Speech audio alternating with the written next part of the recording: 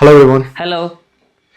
Okay, என்ன மச்சி எங்கே உட்காந்துருக்க நீ? இன்னைக்கு பார்த்தா புதுசாக ஏதோ சோஃபாலாம் போட்டு உட்காந்துருக்க, என்ன மேட்ரு? ஆமாண்டா, இன்னைக்கு நம்ம ரிவ்யூ பண்ண போகிற படத்தோட ஒரு கேரக்டராக மாறலாம் அப்படின்னு சொல்லிட்டு சோஃபா ஒன்று போட்டு உட்காந்துருக்கேன். என்ன என்ன என்ன என்ன கேரக்டர்னு ஒன்று. அப்படி என்ன கேரக்டர் அது? என்ன படம் தெரியும், அதனால கேரக்டர் நான் கெஸ் பண்ணுறேன். என்ன ஒன்று ஹீரோ இல்லாட்டி வில்லனாக தான் இருக்கும். கண்டிப்பா ஹீரோ ரோலிங் சேர் நம்மள மாதிரி உட்கார்ந்துருப்பாரு. சோ அப்போ அது வில்லன் கேரக்டர் தான் இருக்கும். ஆமா, ஆண்டனி, மார்க் ஆண்டனி தாடி வச்சவங்க ஆண்டனியாடா? இல்லடா, தாடி தாடி வச்சிருப்பாருல. இதை விட என்னடா வேணும் ஆண்டனிக்கு? அது சரி. அப்போ ரோலிங் சேர் போட்ட நீ எல்லாம் பாஷாவாடா? அப்புறம் என்ன, நான் சொல்ல அத ஜஸ்ட் ஒரு இது அவ்வளவுதான். Okay right. என்ன வீடியோக்குள்ள போலாம். ஸோ என்ன படம் தெரிஞ்சிருக்கும் எல்லாருக்கும் கண்டிப்பா. அதை பத்தி நம்ம டைட்டிலையும் சொல்ல வேண்டாம். ஸோ வெல்கம் டு ரசிகன் talkies time travel review.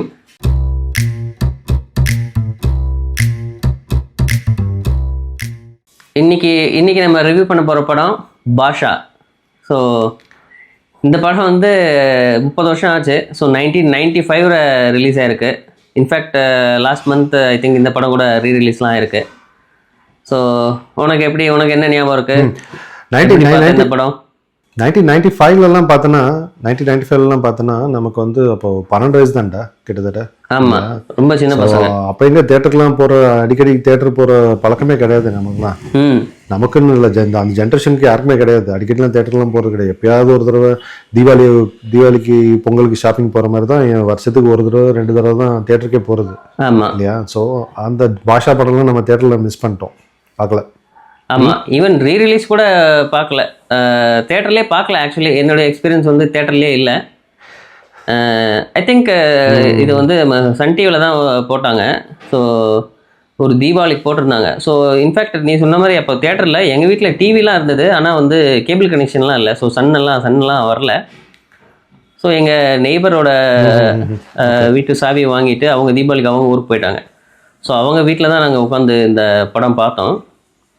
So படத்தோட லென்த் ஆல்மோஸ்ட் 2 hours 22 minutes இருக்குது படம். ஸோ ஆனால் சன் டிவியில் எனக்கு தெரிஞ்சு 6 o'clock போட்டு 10 o'clock 10:30 தான் ஃபினிஷ் பண்ணாங்க. ஸோ அவ்வளோ அட்வர்டைஸ்மெண்ட்டு, அவ்வளோ ஒரு பீக். அப்போல்லாம் நமக்கு டிஆர்பிலாம் தெரியாது இல்லையா? ஸோ டிஆர்பி நல்ல டிஆர்பி வந்துருக்கும்னு நினைக்கிறப்போ. ஏன்னா that is the first time தீபாவளிக்கு அவங்க போட்டது. அதுதான் ஃபர்ஸ்ட் டைம் எப்போ போட்டாங்கன்னு எனக்கு ஞாபகம் இல்லை சன் டிவியில். ஓகே, ஆக்சுவலாக அவங்க எப்போ போட்டாங்க ஞாபகம் இல்லை, நான் அதை பார்த்த மாதிரி ஞாபகம் இல்லை. பட் நிறைய தடவை சன் டிவியில் தான் பார்த்துருக்கோம் அது இல்லையா? அது ஃபர்ஸ்ட் ஷோர். நீ சொன்ன மாதிரி எத்தனை மணிக்கு ஆரம்பிச்சு எத்தனை மணிக்கு முடிச்சாங்க? ஆமாம், 6 o'clock ஆரம்பிச்சு ஒரு 10:30 ஃபினிஷ் பண்ணாங்க. அப்படியா? இது பரவாயில்ல மச்சி. நான் ஒரு தீபாவளிக்கு இந்தியன் படம் ரிலீஸ் பண்ணானுங்க ராஜ் டிவியில். 4 மணிக்கு ஆரம்பிச்சானுங்க, கிட்டத்தட்ட 10 மணிக்கு மேலே போச்சு இது படம். ஆமா, ராஜ் டிவினாலே கேட்க வேண்டாமே, விளம்பரத்துக்கு நடுவுல தானே படம் போடுவோம். படத்துக்கு நடுவுல விளம்பரம் கிடையாது. இன்னும் கேட்டா ராஜ் டிவி தான் இந்த சினி பிசினஸ்ல லீடரா இருக்க வேண்டியது. அன்பார்ச்சுனேட்லி, ஏன்னா அவங்க தானே அந்த கேசட் ராஜ் வீடியோ விஷன் நம்ம டாபிக் டைவர்ட் பண்றோம்னு நினைக்கிறேன். அந்த டாபிக் படத்துக்கே போயிடுவோம். ஸோ சரி, சொல்லிடு ராஜ் வீடியோ விஷன் என்ன மேட்ரு? இல்லை, ராஜ் வீடியோ விஷன் அவங்களோட இது தானே. ஸோ அதுதான் சொன்னேன், வேற ஒன்றும் இல்லை. ஆமாம்.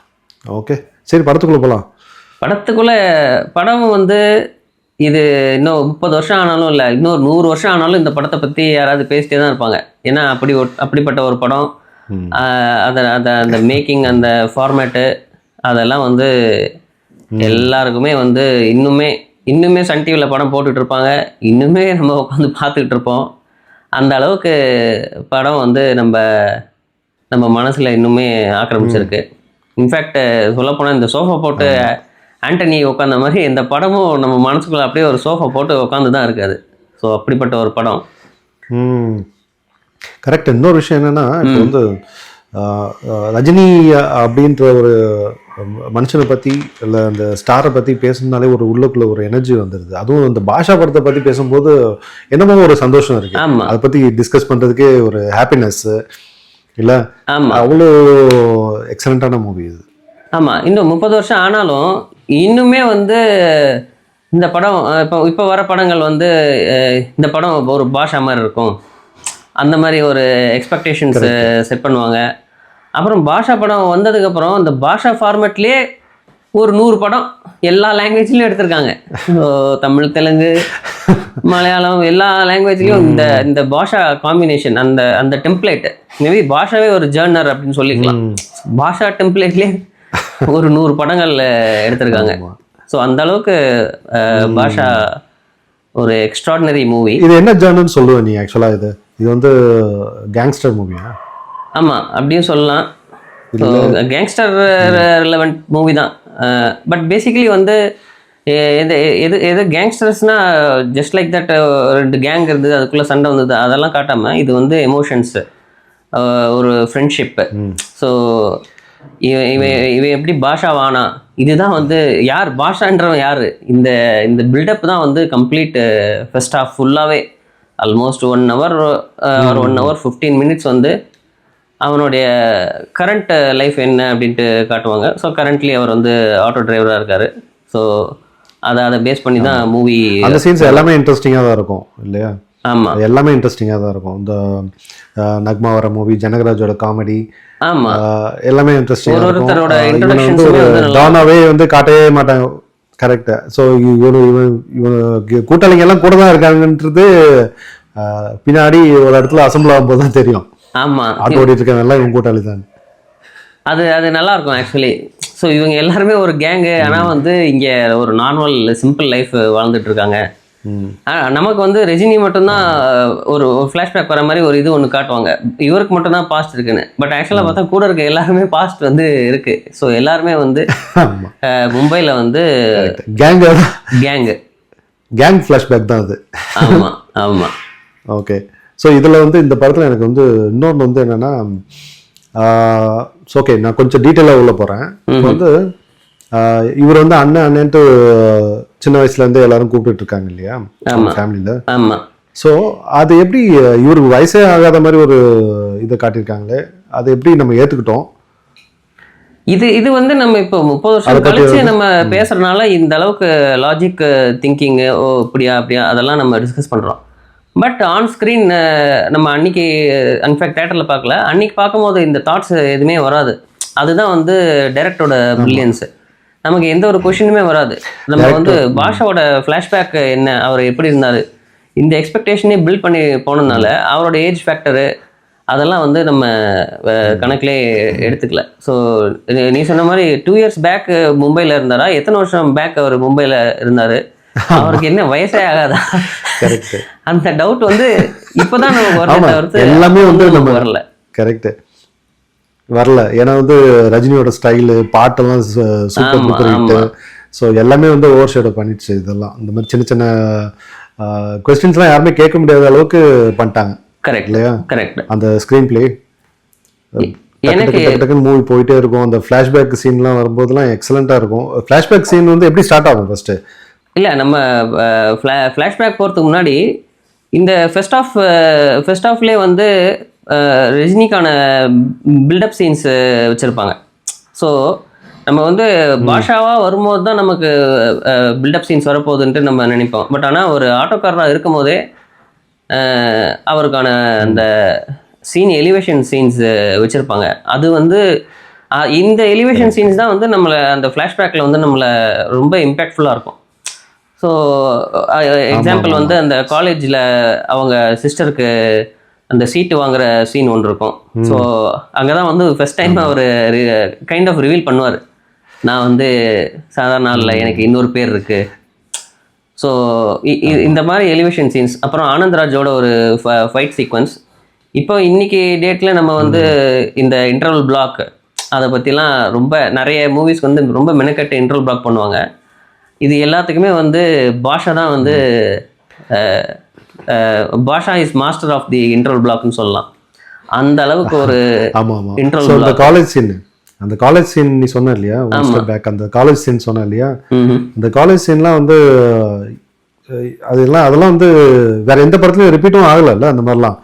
ஸோ அது வந்து ஒன்லி இன் பாஷா தான் நினைக்கிறேன். ஸோ அந்த மாதிரி எனக்கு ஒரு இன்னொரு பேர் வந்து மேபி காமெடியாக பண்ணிருக்கலாம் எங்கேயாவது, பட் அது சீரியஸ் சீனா இது வரைக்கும் வேற எங்கேயுமே பண்ணல எனக்கு தெரிஞ்சு. ஸோ அது வந்து ஒன் ஆஃப் இட்ஸ் கைண்ட் இல்லையா? ஆமா. ஸோ அந்த சீனில் வந்து நீ சொன்ன மாதிரி எக்ஸலன்ட் சீனு. அதே மாதிரி செகண்டாக சொன்ன அந்த ஆனந்த்ராஜ் சீன் அடிக்கிற சீன்லாம் வந்து எக்ஸலண்ட். ஸோ இன் பிட்வீன் நம்ம வந்து இன்னொன்று அந்த பில்டப் சொல்லிட்டு இருந்தேன் இல்லையா, அந்த பில்டப் வந்து ஆட்டோ கிளிப்பாங்க தெரியுமா, அந்த டைமண்ட்ஸ்லாம் வந்து அங்கே விழுந்திருக்குமோ அப்படின்னு சொல்லிட்டு அவங்க நக்மாவோட அப்பா வந்து கிளிப்பாரு.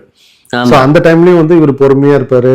அவங்கள சுத்தி இருக்க அந்த ஜனகராஜ் அந்த கேங்கு ஃபுல்லாவே வந்து ஒரு மாதிரி ரெடியா இருப்பாங்க களத்துல இறங்குறதுக்கு. பட் இவர் வந்து எல்லாத்தையும் இது சாந்தப்படுத்தி வச்சிருப்பாரு.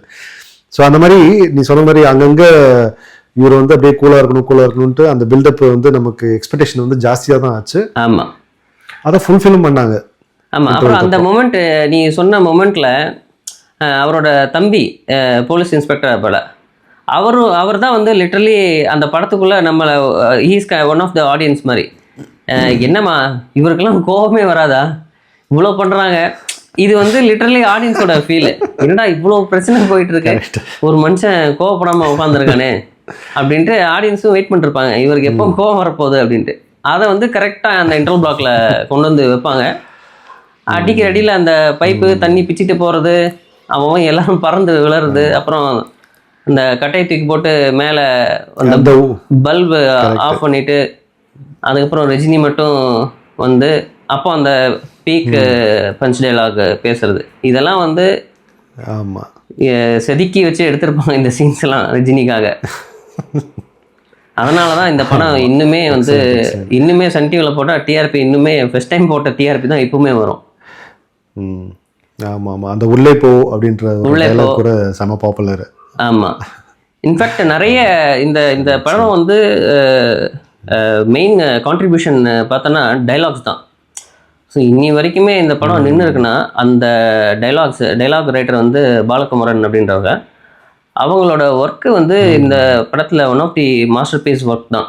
ஏன்னா வந்து நம்ம ஜென்ரலாக நிறைய விஷயங்கள் சொல்லுவாங்க இல்லையா, இப்போ படத்தில் பஞ்ச் டைலாகில் தான் படமே இருக்குன்ற மாதிரி அந்த பஞ்ச் டைலாக்ஸ் பிளேஸ் பண்ண விதம் படம் ஃபுல்லாகவே பஞ்ச் டைலாக்ஸ் தான். ரஜினிக்கு வந்து மேக்ஸிமமாக வந்து பஞ்ச் லைன்ஸ் வச்சு தான் வந்து டைலாக்ஸே அவருக்கு இருக்கும்.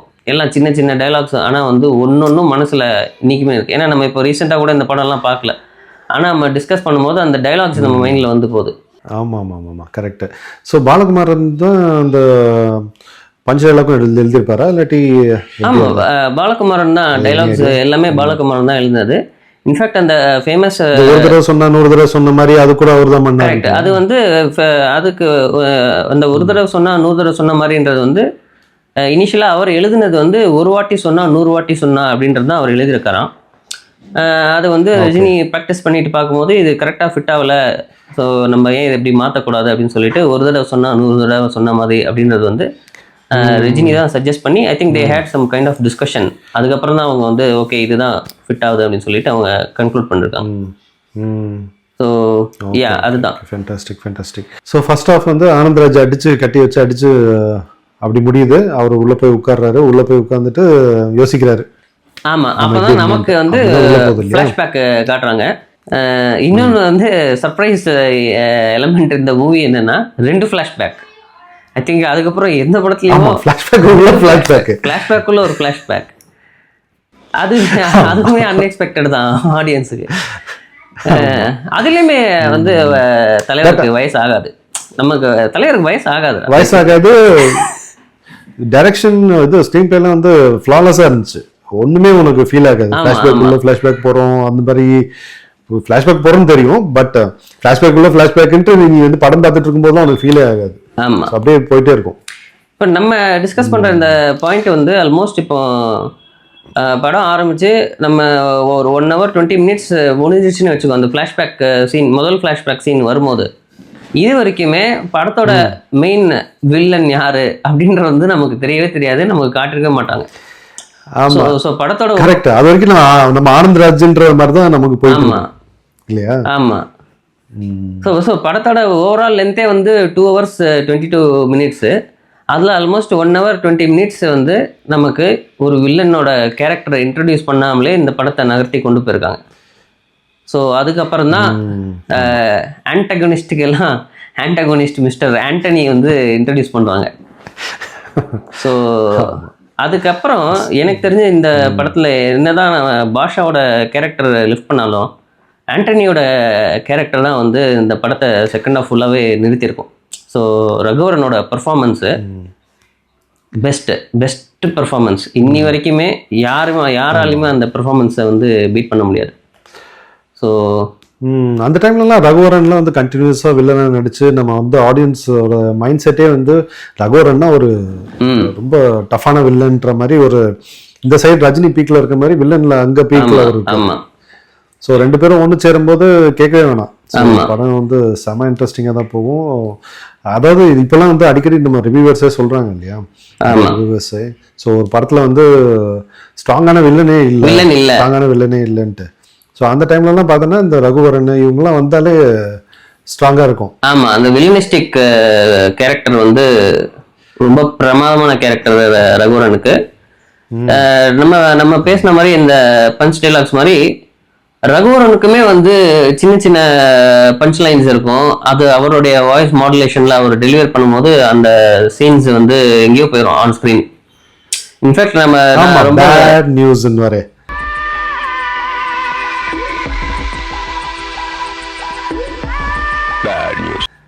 இன்ஃபேக்ட் ரொம்ப மிஸ் பண்றது வந்து இதை நம்ம தியேட்டர்ல பார்க்காததே வந்து ஒரு பெரிய மிஸ் தான் ஆக்சுவலி. ஆமாம். ஸோ அதுவும் இல்லாமல் அந்த டைமில் இந்த படத்தில் பர்டிகுலராக பார்த்தோன்னு வச்சுக்கோங்க, மார்க் ஆண்டனின்றது ஒரு ஸ்டைலிஷான வில்லன்.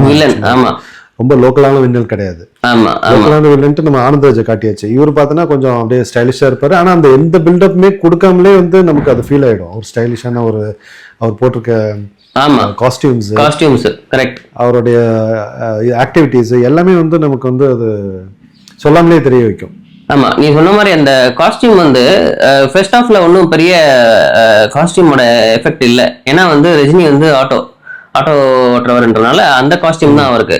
ஆனா செகண்ட் ஹாஃப்ல வந்து பாஷா பிளஸ் ஆண்டனி, ஸோ இவங்களோட அந்த காஸ்டியூம் ஒர்க் வந்து காஸ்டியூம் டிசைனர் ரொம்ப பிரமாதமான ஒர்க்கு ஆக்சுவலி.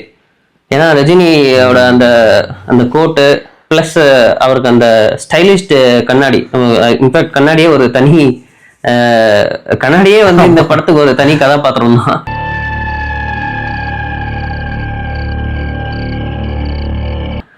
அதை பத்தி நம்ம பேசுவோம் அடுத்து. ஸோ இந்த காஸ்டியூம் டிசைனிங் ஒர்க் வந்து ரொம்ப நல்லா ஒர்க் பண்ணியிருந்தாங்க. ஆமாம், ஃப்ளாஷ்பேக்கில் அந்த சரண் ராஜும் வருவார். கரெக்ட். ஸோ அவர் வர சீன் அவங்களுக்குள்ள அந்த ஃப்ரெண்ட்ஷிப்பையும் காட்டியிருப்பாங்க. ஃபர்ஸ்ட் வந்து ஃபேமிலியிலேருந்து ஸ்டார்ட் பண்ணி தங்கச்சி சென்டிமெண்ட்டு, தம்பி சென்டிமெண்ட், அம்மா இப்போ வயிற்றுல பிறக்காட்டியும் அந்த நல்லா க்ளோஸாக இருக்க மாதிரி காட்டியிருப்பாங்க. அதுக்கப்புறம் இப்போ வந்து ஃப்ரெண்ட்ஷிப்பையும் டச் பண்ணிட்டாங்க.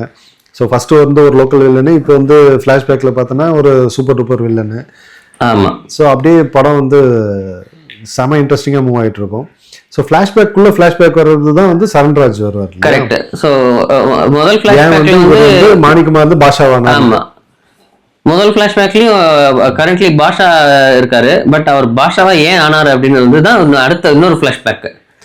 ஸோ அந்த ஃப்ளாஷ்பேக்ல சரண்ராஜும் இவங்களும் இவர் ஆண்டனி பண்ற அநியாயங்களை வந்து எதிர்த்து கேட்குற 2 பேர். லக்கிலி அண்ட் அன்லக்கிலி ரஜினியோட அப்பா வந்து ஆண்டனி கிட்ட தான் ஒர்க் பண்றாரு. ஸோ அதனால ரஜினியை விட்டுட்டு சரண்ராஜை மட்டும் கொண்டுருவாங்க. ஸோ அதனால ரிவெஞ்சு. நீ கேட்ட இந்த படம் என்ன ஜேர்னர்னா அது இட்ஸ் எ ரிவெஞ்ச் ஸ்டோரி தான் பேசிக்கலி. ஸோ அந்த ரிவெஞ்ச் எடுக்கிறதுக்கு தான் வந்து இவர் ஆயுதத்தை கையில் எடுக்கிறாரு, பாஷாவை மாறுறாரு. ஸோ அந்த போர்ஷன்ஸ் அப்படியே டிராவல் ஆகி கரெக்ட். இந்த ஃபிளாஷ்பேக் போர்ஷன்ஸ் எல்லாமே மும்பையில் நடக்குது. ஸோ ஐகானிக் மும்பை லொகேஷன்ஸ் அந்த தாஜ் ஹோட்டல் நினைக்கிறேன். ஸோ அதுக்கு முன்னாடி நடக்கிற ரஜினிக்கும் ஆண்டனிக்கும் உண்டான ஃபேஸ் ஆஃப் டிஸ்கஷன்ஸு அதெல்லாம் அங்கே பார்க்க அதெல்லாம் வந்து வேற லெவலில். ஆமாம். ஸோ ஆடியன்ஸுக்கு வந்து ஐ திங்க் ரீசென்ட்லி ஏதோ ஒரு ஆடியோ லான்ச்லேயே இதில் சொல்லியிருந்தாங்க இல்லையா, இது வந்து விசில் சீன்ஸாக இருக்கும்ட்டு. அது வந்து லிட்டரலி பாஷா தான். எவ்ரி 5 minutes கண்டிப்பாக விசில் மூமெண்ட்ஸ் தான் படத்தில். எஸ் அந்த பாஷாவாக இருக்கும்போது நம்ம கூட என்னைக்கோ ஒரு நாள் பேசிக்கிட்டு இருந்தோம் இல்லையா, இந்த மாதிரி அவர் வந்து ஆடியன்ஸ் கிட்ட கம்யூனிகேட் பண்ணுவார். கரெக்ட். ஸோ அதுதான் வந்து அந்த கண்ணாடி கதாபாத்திரம். ஸோ படத்தில் வந்து அவர் இந்த இதெல்லாம் இல்லாமல் ஒரு கண்ணாடி யூஸ் பண்ணிருப்பாரு. அப்போ வந்து டிஸ்கஷன்ஸ் நடக்கும்போது இப்போ ரஜினி வந்து ஒரு மெயின் ஒரு பஞ்ச் லைன் ஏதோ சொல்ல போறாரு, இல்லைன்னா வந்து ஆடியன்ஸோட இன்ட்ராக்ட் பண்ண போறாரு அப்படின்னும் போது அவர் வந்து கண்ணாடியை கலட்டிட்டு தான் வந்து அந்த மெயின் டைலாக் வந்து பேசுவார். ஸோ அது அது வந்து ரொம்ப நல்ல thought process. So I think அதுதான் first time in through cinema நம்ம என்னுடைய ஆடியன்ஸ் கிட்ட நான் பேசுறேன் அப்படின்ற மாதிரி அவர் பேசியிருப்பார்.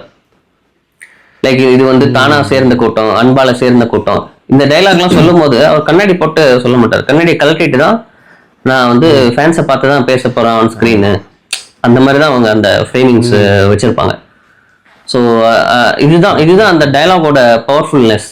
ஸோ இன்ஃபேக்ட் பாலகுமாரனோட ஒர்க் தான் வந்து இந்த படத்துல ஏகப்பட்ட பேர் கம்பீட் பண்ணியிருந்தாலும் பாலகுமாரனோட ஒர்க் தான் வந்து எடுத்து வச்சிருக்கு இந்த படத்தை இன்னுமே. Okay, excellent. ஸோ அப்படியே படம் அப்படியே இப்போ ட்ராவல் ஆகிட்டே இருக்கு. ஸோ நெக்ஸ்ட் என்ன, சரண்ராஜ் செத்துட்டாரு, இவர் பாஷாவா மாறிட்டாரு, ஆண்டனிக்கு எதிராக நிற்கிறாரு. ஸோ எப்படி வந்து ஆண்டனியை வந்து இப்போ வந்து கிளைமேக்ஸில் பார்த்தோன்னா ஆண்டனி வந்து இதுல இருந்து ஜெயில இருந்து வர மாதிரி இருக்கும். ஸோ இப்போ எப்படி ஆண்டனி வந்து ஜெயிலுக்கு போனாரு? அது வந்து ரஜினியை தான் ஆண்டனி கிட்ட இருக்க ஆட்கள் எல்லாம் ரஜினி சைடு மூவ் ஆனதுக்கு அப்புறம் ஆண்டனி தனியால் ஆனதுக்கு அப்புறம் அவரே வந்து களத்துல இறங்கி அங்கங்க பாம் எல்லாம் வச்சு ரஜினியோட பிளேசஸ் எல்லாம் வந்து டிஸ்ட்ராய் பண்ணுவாங்க. ஸோ அதெல்லாம் வந்து இவங்க வீடியோ அண்ட் ஃபோட்டோஸ் எடுத்துட்டு லீகலியே வந்து அவரை ஃபினிஷ் பண்ணுவாங்க. ஸோ இதுல முக்கியமான பிளாட் என்னன்னா, கெட்டவன் கூட இருக்க நல்லவனுக்கும் ஆபத்து தான் அப்படின்ற மெசேஜ் வந்து சொல்லியிருப்பாங்க. ஏன்னா ரஜினியோட அப்பா வந்து ஆண்டனியோட தான் இருப்பாரு. ஸோ வேற வழி இல்லாம அட் தி எண்ட் வந்து ரஜினியை ட்ராப் பண்றதுக்கு ஆண்டனி அவங்க அப்பாவை யூஸ் பண்ணி, இன்ஃபேக்ட் அவங்க அப்பா ஷூட் பண்ணி தான் இறந்துருவாரு. இன்ஃபேக்ட் அவங்க அப்பாவோடைய ஆசை தான் வந்து தயவுசெய்து நீ இந்த கேங்ஸ்டர் இந்த இதெல்லாம் விட்டுட்டு போயிடு, ஸோ வாழ்க்கையை பார்த்துக்கொன்றனால தான் அவர் வந்து ஆட்டோ டிரைவரா வாழ்ந்துட்டு இருக்காரு கரண்ட்லி. சரி, நம்ம வந்து இப்போ கரண்ட்லின்ட்டு நீ வந்து சொன்னதுனால எனக்கு இன்னொரு சீன் ஞாபகம் வருது. ஸோ நம்ம வந்து அவர் வந்து போலீஸ் ஸ்டேஷன்ல ஒரு போலீஸ் வந்து கூப்பிடுவார். தம்பி வந்து போலீஸ் பண்ணும்போது தம்பி இன்டர்வியூ பண்ணும்போது உங்க அண்ணன் பேரு மாணிக்கம் அதெல்லாம் ஏதோ ஒரு வரும். அப்போ வந்து உங்க அண்ணனை பார்க்கணும் அப்படின்னு சொல்லிட்டு அவர் வர சொல்லுவாங்க. ஸோ அந்த சீன்லாம் பார்த்தோன்னா வச்சுக்கோங்க, அவர் நடந்து வரும்போது இவர் ஆட்டோ டிரைவர் ட்ரெஸ்லையும் அப்படியே கட் பண்ணி மாறி வரும். ஸோ நம்ம இந்த பாஷா நடந்து வர மாதிரி அதெல்லாம் வந்து பார்த்தா அப்படியே போலீஸ் மிரண்டு எழுந்துச்சு நிற்பாரு. உண்மையிலேயே அந்த மாதிரி தான் இருந்துச்சு, மிரட்டுற மாதிரி தான் இருந்துச்சு. ஆமா, அவருடைய வாக்கிங் ஸ்டைலை வந்து கம்ப்ளீட்லி கேப்சர் பண்ணிப்பாங்க இந்த படத்துல. அது வந்து ஒரு ஐகானிக் வாக்கு. அந்த ஐகானிக் வாக்கை வந்து இந்த ஒரு ஐகானிக் சீன் அதில் வச்சுருப்பாங்க. நீ சொன்ன அதே ஃப்ரேம் வந்து கிளைமேக்ஸ்லையும் யூஸ் பண்ணிருப்பாங்க. பின்னாடி வந்து கார் வந்து பற்றிக்கிட்டு எரியும். கிளைமேக்ஸில் ரஜினி நடந்து வரும்போது அந்த கட்ஸ் மறுபடியும் வச்சுருப்பாங்க. பழைய அந்த பாஷா ப்ளஸ் இப்போ இருக்க ஆட்டோ, அது ரகுவரன் கண்ணுக்கு வந்து பழைய பாஷா வர மாதிரியே ஃபீல் ஆகும்.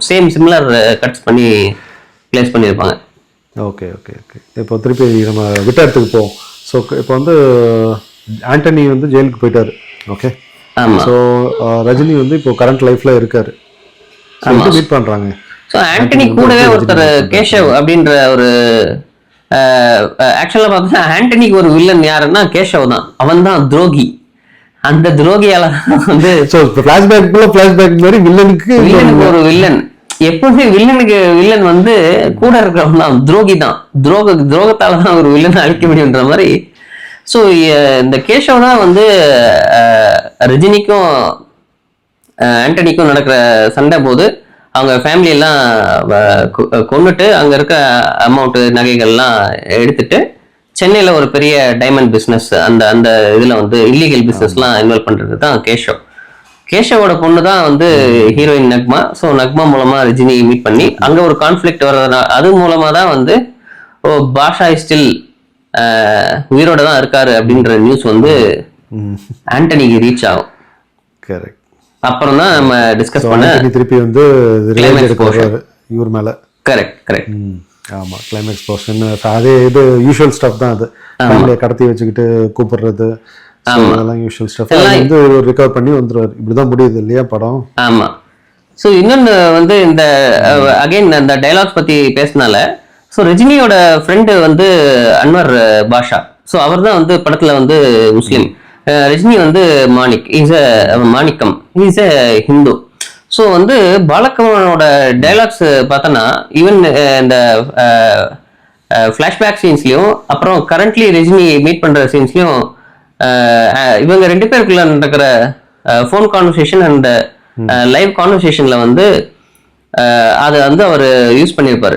ஸோ ரஜினி வந்து ஆண்டனியை ட்ராப் பண்ண உடனே ஃபோன் டிஸ்கஸ் பண்ணும்போது ஆண்டனி வந்து முபாரக் பாஷா பாய் முபாரக் அப்படின்ற அந்த ஹிந்தி வேர்ட்ஸும், ஏன்னா அது மும்பையில் நடக்கிற அந்த ஹிந்தி வேர்ட்ஸும் டுவர்ட்ஸ் த கிளைமேக்ஸ் வந்து அவங்க 2 பேரும் மீட் பண்ணும்போது அந்த பில்டிங்கை சுற்றி வச்சிருக்க இதெல்லாம் அவர் எடுத்துருவாரு. அங்கேயும் மறுபடியும் டயலாக் வந்து சலாம் அலைக்கும் அப்படின்ட்டு ஆண்டனி சொல்லும் போது ரஜினி வந்து ஒரு கிவ் பேக் பண்ணுன்னு சொல்லிட்டு நான் அந்த பாம்ஸ்லாம் எடுத்துட்டேன் அப்படின்னு சொன்னதுக்கு அப்புறம் மறுபடியும் ரஜினியோட ஒரு பஞ்சு மலைக்கும் சலாம் அப்படின்ட்டு அவர் சொல்லுவார். ஸோ இதெல்லாம் வந்து ஆன் ஸ்க்ரீன் நடந்த பிரில்லியண்டான ஒர்க்கு. ஸோ கிளைமேக்ஸ் வந்து யூஷுவல் கிளைமேக்ஸ் இல்லையா, நம்ம சொன்ன மாதிரி இது மாதிரி கடத்திட்டு போயிட்டு அப்புறம் காப்பாற்றி விட்றது தான் வந்து கிளைமேக்ஸ். ஸோ வேற ஏதாவது கீ பாயிண்ட்ஸ் இருக்கா நம்ம மிஸ் பண்ணது? பார்த்தோன்னா மியூசிக் வந்து நம்ம மிஸ் பண்ணிட்டோம். ஸோ மியூசிக் தேவா வந்து சான்ஸே இல்லை. அந்த ஓப்பனிங் அந்த இன்ட்ரோ சாங்லாம் வந்து எக்ஸலன்ட் இல்லையா, ஆட்டோ கரண்ட் சாங்லாம். ஆமாம். ஸோ அன்னைக்கு பீரியட்ல நமக்கு அவ்வளோ ரெஃபரன்ஸ் பாயிண்ட்ஸ் அதெல்லாம் நமக்கு தெரியாது. பட் இந்த படத்தில் வந்திருக்க நிறைய மியூசிக் வந்து inspired from many Hollywood points. So for example அந்த ஸ்டைல் தான் பாட்டு வந்து ஒரு ஜேம்ஸ் பாண்டோட ஃப்ளேவரில் இருக்கும். அப்புறம் ரஜினியோட ஃப்ளாஷ்பேக் சீன்ஸில் வர மியூசிக் வந்து டெர்மினேட்டரோட ஒரு போர்ஷன்ஸ் இருக்கும். ஸோ அதுல இதெல்லாம் இன்ஸ்பயர்ட் ஆகி மியூசிக் போட்டிருப்பாங்க. ஆமாம், டெர்மினேட்டர் அவங்க அப்படியே சுட்டு போட்டிருப்பாங்க. எல்லாம் சுட்டு போட்டாலும் பரவாயில்ல, இல்ல அது இன்ஸ்பயர்ட் தான். நம்ம வந்து இப்போ நம்ம அந்த காப்பி அது மாதிரி சொல்றோம், பட் அப்படி it is not a copy. So அது வந்து ஒரு இதுல இருந்தா இன்னொரு இது நம்ம புல் அவுட் பண்ண முடியும். என்னடா காப்பி இல்ல, அப்படியே பச்சையா போட்டிருக்காரு, என்ன காப்பி இல்ல, பச்சையா தெரியுது. அப்படி நம்ம சொல்ல முடியாது தேவாவோட ஒர்க்க. ஸோ டெர்மினேட்டர் பார்த்தவனுக்கு கண்டிப்பா அது மைண்ட்ல வந்து போகும். ஓகேவா? ஏன்னா அந்த டைம்ல டெர்மினேட்டர்லாம் சமைக்கும். அதெல்லாம் என்னன்னா நான் என்ன சொல்ல வரேன்னா அது தப்பு இல்லைன்றேன். ஸோ நமக்கு பிடிச்சிருக்கு, படம் பார்க்கும்போது பிடிச்சிருக்கு, அந்த மியூசிக் வந்து மேட்ச் ஆகுது அந்த சீனுக்கு, அவ்வளோதான். அது காப்பிரைட் இஷ்யூலாம் அவங்க பிரச்சனை, அது நம்ம அதை பற்றிலாம் கவலைப்படுத்த. நமக்கு என்ஜாய் பண்ற மாதிரி இருக்கா, அவ்வளோதான். ஆமா, அவ்வளோதான். டேர்மே வந்து காப்பி ரைட்னு இருக்கும்போது நமக்கு ரைட் இருக்குடா, காப்பி இருக்கு, காப்பி பண்ணிக்கிறதுக்கு, அதனால காப்பி பண்ணிட்டோம், வேற ஒன்றும் இல்லை. ஓகே தேவா எல்லாம் கில்லாடி சூப்பராக பண்ணியிருப்பாரு. அதெல்லாம் இல்லை, நான் ஆக்சுவலாக டெக்னிக்கல் டீம் பற்றி பேசணுன்ட்டு இருந்தேன். ஏன்னா இன்னைக்கு டேட்ஸ்ல வந்து நம்ம நிறைய சினிமாட்டோகிராஃபர்ஸ் ஃபாலோ பண்றோம், டைரக்டர்ஸ் ஃபாலோ பண்றோம். ஸோ பட் ஆனால் அன்னைக்கு டேட்ல வந்து இந்த படத்தை நம்ம இன்னைக்கும் பேசுறோம்னா அந்த சினிமாட்டோகிராஃபி ஒர்க் வந்து PS பிரகாஷ் அப்படின்ற ஒருத்தர் பண்ணியிருக்காரு. ஸோ அவரை பத்தி நான் டீட்டெயில்ஸ் இன்னும் ஃபுல்லாக கலெக்ட் பண்ண முடியல. பட் வந்து நமக்கு அவரோட பேர்லாம் தெரியல. ஸோ அந்த பீரியட்ல வந்து இந்த பேக்ரவுண்ட் டெக்னிக்கல் ஒர்க் பண்ற டீம்லாம் வந்து ஆஸ் அன் ஆடியன்ஸ் நம்ம நிறைய ஃபோக்கஸ் பண்ணியோ அதை தெரிஞ்சுக்கிற கேப்பபிலிட்டிஸ் வந்து இல்லை. பட் ஆனால் இன்னைக்கு டேட்ல வந்து நிறைய பேர் வந்து டெக்னிக்கலி இந்த ஒர்க்லாம் யார் பண்ணாங்க, சவுண்ட் டிசைன் யார் பண்ணாங்க, அதெல்லாம் நம்ம தெரிஞ்சுக்கிறோம். ஸோ இதுல சினிமாட்டோகிராஃபரோட ஒர்க் வந்து எல்லாம் தெரிஞ்சது என்னன்னா ரஜினி படம், அவ்வளவுதான். அது அப்போ வந்து நமக்கு தெரிஞ்சது எல்லாமே வந்து ரஜினி படம், அவ்வளவுதான். ஆமா, வேற எதுவுமே தேவையில்லை நமக்கு. இந்த படம் வந்து எந்த OTTல அவைலபிள்? OTT ஆப்வியஸ்லி சன் நெக்ஸ்ட்ல அவைலபிள். அமேசான், நெட்ஃபிளிக்ஸ் எனக்கு தெரியல. யூடியூப்ல வந்து தமிழ் வெர்ஷன் இல்லை. ஸோ யூடியூப்ல வந்து Telugu version, Hindi dubbed, even Malayalam டப்லாம் இருக்கு. ஸோ தயவுசெய்து அதெல்லாம் அவாய்ட் பண்ணுங்க. ஏதாவது பார்க்கறதா இருந்தாலும் தமிழ் வெர்ஷன்லயே பாருங்க. ஆமா, ஒரிஜினல் லாங்குவேஜ். ஆமா, மொழி லாங்குவேஜ் தெரியாட்டி தமிழ் வெர்ஷன்ல பார்க்கறது தான் பெட்டர். ஆமா. ஓகே, இன்னைக்கு வந்து நம்ம ரொம்ப டீட்டெயில்டா பாஷாவோட டைம் டிராவல் ரிவ்யூ பார்த்தாச்சு. இன்னும் இந்த படத்தை பார்க்காதவங்க OTT பிளாட்ஃபார்ம்ல அவைலபிள், போய் பார்த்துக்கோங்க, பார்த்து என்ஜாய் பண்ணுங்க. See you in the next video. Until then, bye from Selva. மறக்காம சப்ஸ்கிரைப் பண்ணிடுங்க. சப்ஸ்கிரைப் பண்ணிட்டு கமெண்ட்டையும் போட்டுருங்க. Bye from Harish.